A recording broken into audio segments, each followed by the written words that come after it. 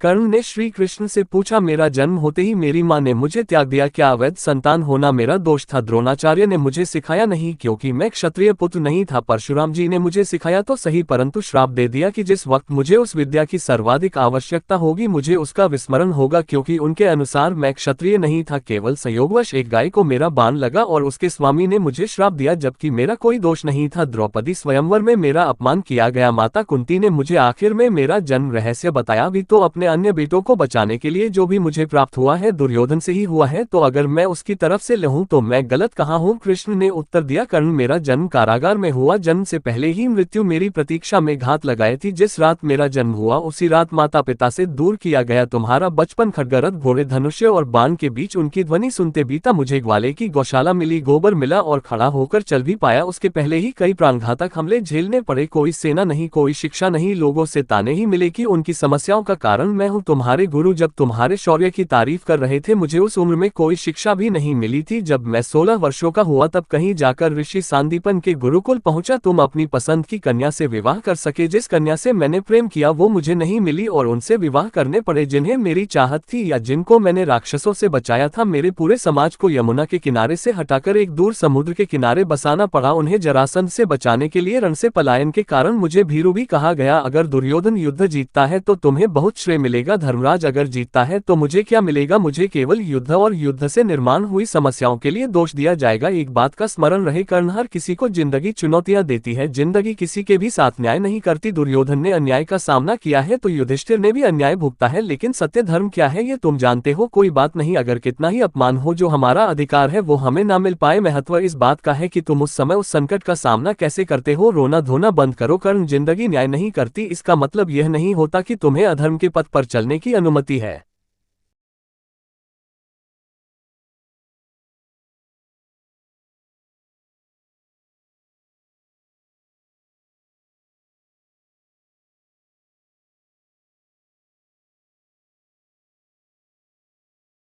कर्ण ने कृष्ण से पूछा कि मेरा जन्म होते ही मेरी मां ने मुझे त्याग दिया, क्या अवैध संतान होना मेरा दोष था? द्रोणाचार्य ने मुझे सिखाया नहीं, क्योंकि मैं क्षत्रिय पुत्र नहीं था। परशुराम जी ने मुझे सिखाया तो सही, परंतु श्राप दे दिया कि जिस वक्त मुझे उस विद्या की सर्वाधिक आवश्यकता होगी उस वक्त मुझे उसका विस्मरण नहीं होगा, क्योंकि उनके अनुसार मैं ब्राह्मण नहीं था। केवल संयोगवश एक गाय को मेरा बाण लगा और उसके स्वामी ने मुझे श्राप दिया, जबकि मेरा कोई दोष नहीं था। द्रौपदी स्वयंवर में मेरा अपमान किया गया। माता कुंती ने मुझे आखिर में मेरा जन्म रहस्य बताया भी तो अन्य बेटों को बचाने के लिए। जो भी मुझे प्राप्त हुआ है दुर्योधन से ही हुआ है, तो अगर मैं उसकी तरफ से लड़ूं तो मैं गलत था।